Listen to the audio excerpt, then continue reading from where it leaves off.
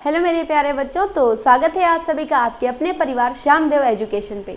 तो बेटा हम लोग एक ऐसी सीरीज शुरू कर रहे हैं, थोड़ा सा मैं इन्फॉर्मेशन दे दूं उसकी।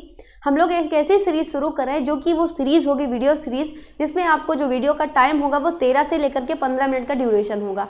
अब इस वीडियो के अंदर आपको कराएंगे क्या, तो आपके लिए भाई आपको पता है क्लास 10th वाले बच्चों को कि आपके पेपर में जो है हर एक सब्जेक्ट का 20-20 MCQ आता है।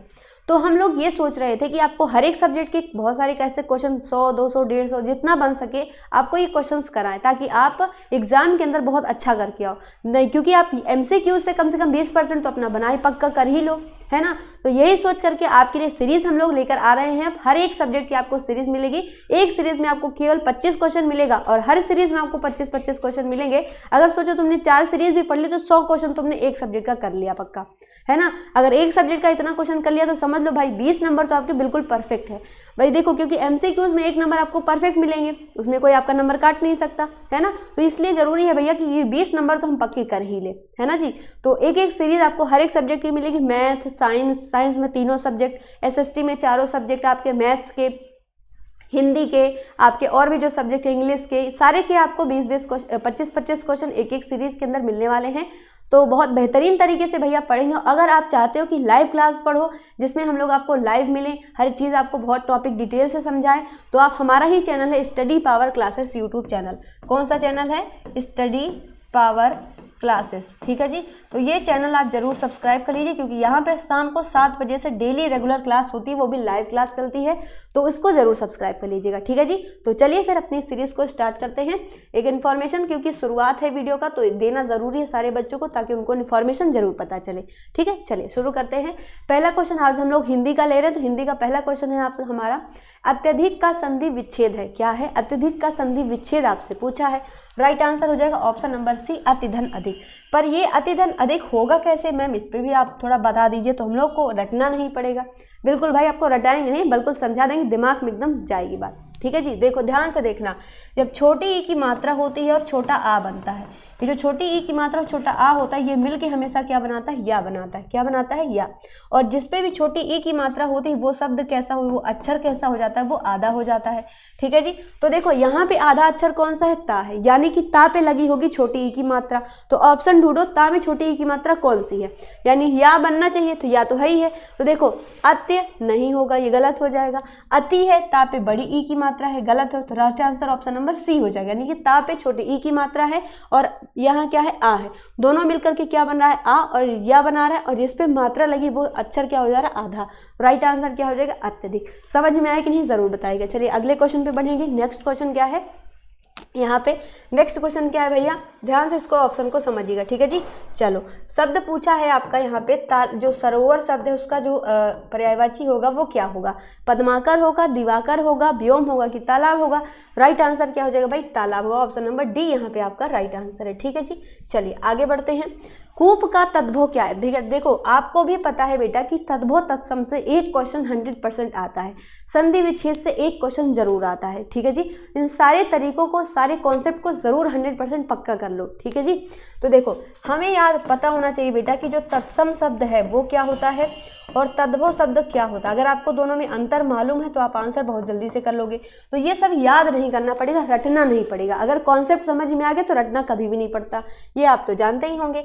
तो भाई तत्सम शब्द होता है बेटा वो संस्कृत शब्द होता है। तत्सम जो होता है वो संस्कृत होता है और जो तद्भव होता है बेटा वो हिंदी भाषा होता है। तद्भव जो होता है वो हिंदी होता है। तो पूछा है कूप का तद्भव यानी कूप का हिंदी पूछा है, क्या होगा? तो देखो यहाँ से कूप का हिंदी क्या हो जाएगा? कुआं हो जाएगा। क्या हो जाएगा? कुआं, ठीक है जी।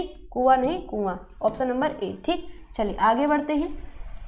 पूछा है आपसे नौका का पर्यायवाची, नौका यानी नाव, नाव की पर्यायवाची शब्द क्या हो जाएगा? तो देखो हमेशा जो है याद रखना, जो नौका होती है उसका पर्यायवाची शब्द नाव होता है और क्या होता है? तरिणी होता है। राइट आंसर क्या हो जाएगा? ऑप्शन नंबर ए हो जाएगा। बेटा देखो तरिणी यहाँ लिखा है, यहाँ तरड़ी लिखा है, तरड़ी होता है ना कि तरड़ी होता है, ठीक है।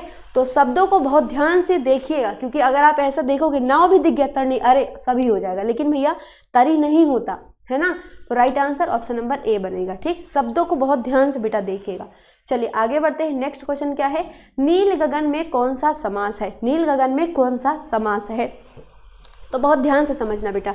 नील गगन अर्थ, अब बताओ कितने शब्द आप ऐसे याद करोगे, इसमें ये समास, इसमें ये समास, तो कॉन्सेप्ट समझ लो, अपने आप आंसर आ जाएगा।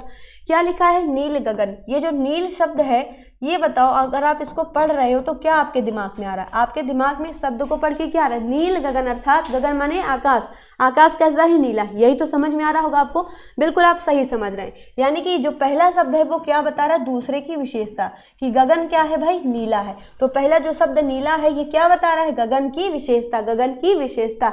यानी याद रखिएगा, जब भी पहला शब्द दूसरे की विशेषता बताए वहां हमेशा कौन सा समास हो जाएगा भाई? कर्मधारय समास। और एक चीज और याद रखिए कि हमारी पहचान कैसे होती है? हमारे कर्मों से ही होती है। तो भाई गगन की पहचान क्या है? नीला है, यानी कि गगन कैसा? नीला। तो क्या हो जाएगा? कर्मधारय समास। दोनों चीज को आपस में रिलेट कर लीजिए और हमेशा आपको ये चीज रटना नहीं पड़ेगा और याद रहेगा। जैसे अब मैं अगर आपसे पूछूं तो बताओ पीत वस्त्र, बताओ यहाँ पे पीत वस्त्र में कौन सा समास होगा? तो बता दोगे। वस्त्र कैसा है भाई? पीला है। ये जो पीला पीत शब्द है वो किसकी विशेषता बता रहा है? वस्त्र की विशेषता बता रहा है कि ये पीला है। तो राइट आंसर कर्मधारय समास हो जाएगा, है ना। तो इस तरीके से बेटा आप इसको याद रखिएगा, समझ गए। जैसे मैंने कहा नीलांबर, जैसे मैंने कहा नीलांबर, नीलांबर, तो अंबर कैसा है भाई? अंबर माने क्या होता है? वस्त्र। अंबर माने क्या होता है? वस्त्र। अंबर माने वस्त्र होता है। अगर तुमसे अंबर का पर्यायवाची पूछे तो क्या बताओगे? पट, चीर, कपड़ा, ये सभी क्या होते हैं? अंबर की पर्यायवाची। तो अंबर कैसा है भाई? नीला है। यानी कि पीतांबर, श्वेतांबर, नीलांबर, ऐसे बहुत सारे शब्द आपको मिलेंगे, ठीक है जी।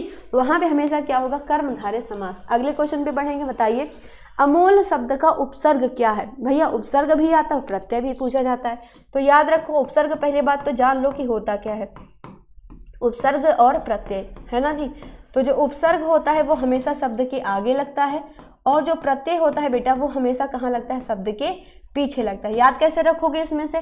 भाई पा यहाँ पे भी है, पा यहाँ पे भी, प्रत्यय पीछे। तो ऐसे याद रखो कि प्रत्यय पीछे लगता है, उपसर्ग आगे लगता है। और जिस शब्द में उपसर्ग लगता है, अगर उपसर्ग को हम हटा दें तो उस शब्द की अपनी अलग एक विशेषता हो जाती है, मतलब उसका एक अलग अर्थ होगा। लेकिन जब आप उसका उपसर्ग जोड़ दोगे तो उसकी अलग विशेषता हो जाएगी, उसका अलग मतलब हो जाएगा। जैसे कि यहाँ लिखा है अमोल, जैसे यहाँ लिखा है भाई अमोल, यानी कि आ मिला है इसमें और क्या मिला है? मोल। तो यहाँ पे तो वैसे अगर उपसर्ग पूछे तो क्या हो जाएगा? आ हो जाएगा, राइट आंसर भी होगा। लेकिन जो देखो आ हटा दो इसमें से तो क्या बच रहा है? मोल। मोल का मतलब क्या होता है? जो मूल्यवान चीज होती है ना जी। अमोल का मतलब क्या हो जाएगा? बहुत अधिक मूल्यवान चीज, जिसकी हम तुलना भी नहीं कर सकते, गणना भी नहीं कर सकते। राइट आंसर हो जाएगा ऑप्शन नंबर बी। चलिए आगे बढ़ते हैं। धाय, धाम, काम, सब, त्यागी में कौन सा अलंकार है? बेटा ये अलंकार आपसे बहुत ज्यादा पूछा जाने वाला है, क्योंकि आप देखोगे ना तो ये अलंकार हर दूसरे सेट में पूछा जाता है। ये वाक्य जो आता है वो हर दूसरे तीसरे सेट में आ ही जाता है। अलंकार बताओ इसमें कौन सा है? तो याद रखो धाय, धाम, कम, सब, त्यागी में कौन सा अलंकार? उत्प्रेक्षा अलंकार। अब सोचोगे उत्प्रेक्षा अलंकार तो हमारे सिलेबस में ही नहीं है, तो इसको पढ़े क्यों? बेटा हमेशा याद रखो, यदि वो आपकी हिंदी कविता जो आपकी दी हुई है, यदि उसमें कहीं ना कहीं आती है, क्योंकि आपको पता है धाय, धाम, कम, सब, त्यागी आपके सिलेबस में ही कविता में है। यदि आपको कविता में है तो वो आज से 100% क्वेश्चन पूछा जाएगा। और इसके लिए आपको याद कैसे करना है सारी चीज़ें, सारे अलंकार? तो मैंने रसचंद अलंकार की video study power classes YouTube channel पर लाइव क्लास में ली है, तो आप वहाँ पर जा करके इसको जरूर देख लीजिएगा, ठीक है जी।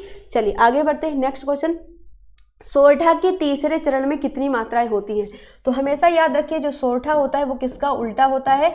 ये होता है दोहे का उल्टा। ये क्या होता है भाई? दोहे का उल्टा होता है, ठीक ठीक। तो जो सोरठा होता है ना बेटा, ये जो सोरठा होता है ये क्या होता है? इसके पहले और तीसरे चरण में कितनी कितनी मात्राएं होती हैं? 11-11। दूसरे और चौथे चरण में कितनी मात्राएं होती हैं? 13-13 मात्राएं होती हैं। अब ये मात्राएं क्या होती हैं ये सब भी मैंने उस रसचंद अलंकार वाली वीडियो में कराया है, लाइव क्लास में आपको कराया था। जरूर इसको जाकर के मात्रा लगाना जरूर सीख लीजिए। क्यों? क्योंकि आप जब आप जहाँ पे जाओगे, अगर क्वेश्चन आ गया सोरठा ये परिभाषा बताओ, तो आप परिभाषा लिखोगे, उदाहरण भी लिखोगे और उसकी मात्रा भी लगाने को आपको आएगी। क्योंकि मात्रा नहीं लगाओगे तो पूरे नंबर बेटा नहीं मिलते हैं, ठीक है जी। तो मात्रा कैसे लगाते हैं वो आपको मैंने बताया है, तो देख लीजिएगा। तो दोहे का उल्टा होता है सोरठा। पहले और तीसरे चरण में 11-11। सवाल पूछा है तीसरे चरण में, तो तीसरे चरण में कितनी मात्रा होगी भाई? 11 मात्राएं हो जाती हैं। दूसरे और चौथे चरण में कितनी मात्रा होती है? 13-13 मात्राएं होती हैं। चलिए आगे बढ़ते हैं। पूछा है दीप शिखा काव्य के रचयिता है, तो दीप शिखा काव्य किसकी है भाई? महादेवी वर्मा जी की है। यदि आपसे पूछा जाए, इन्हीं से क्वेश्चन आता है कि पूछा जाता है भैया कि आधुनिक युग की मीरा किसे कहते हैं, तो क्या बताओगे? महादेवी वर्मा जी को आधुनिक युग की मीरा कहा जाता है। क्लियर? चलिए आगे बढ़ते हैं।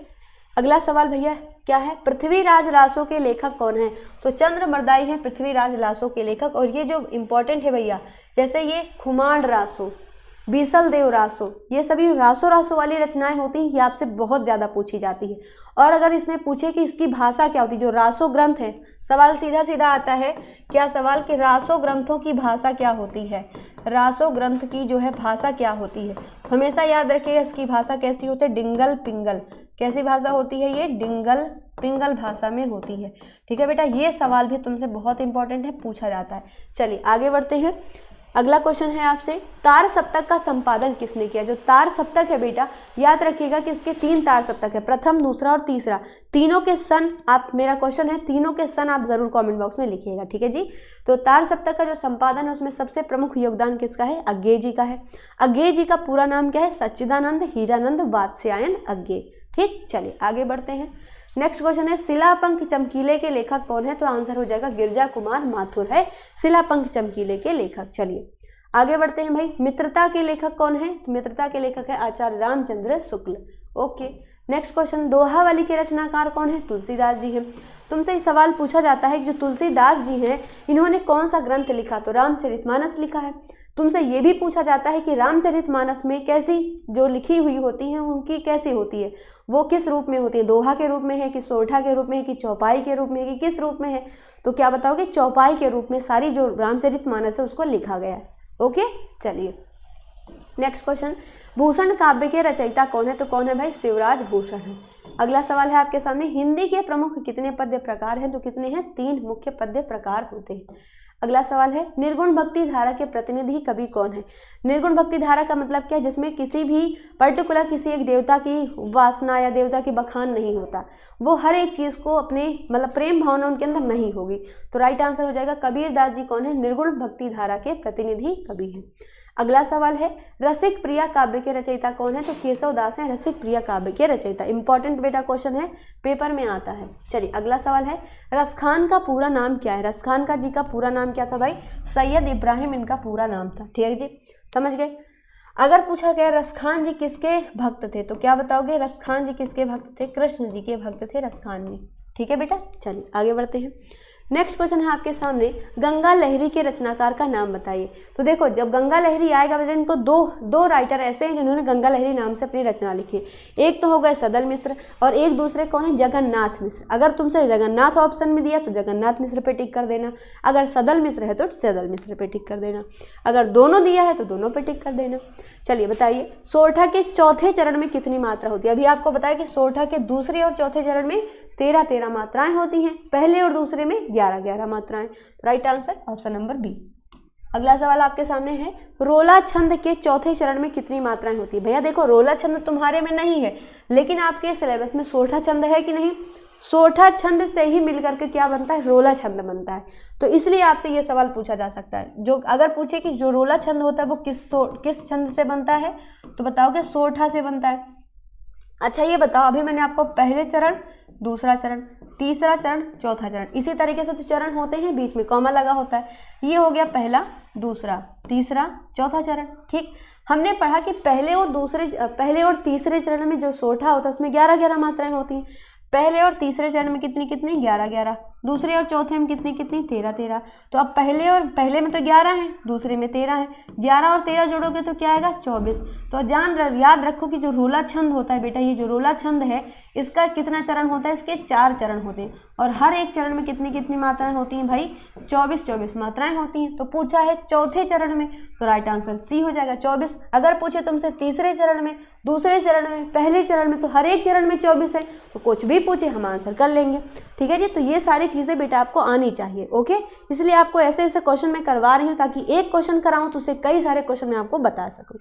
ठीक है जी, कहने को 25 है पर है बहुत इसमें। चलिए, चरण कमल बंदो हरिराय में कौन सा अलंकार है? चरण कमल बंदो हरिराय में कौन सा अलंकार है? तो भाई कौन सा है? रूपक अलंकार है। ऑप्शन नंबर बी यहाँ पे आपका राइट आंसर बन जाएगा। ओके, चलिए आगे बढ़ते हैं।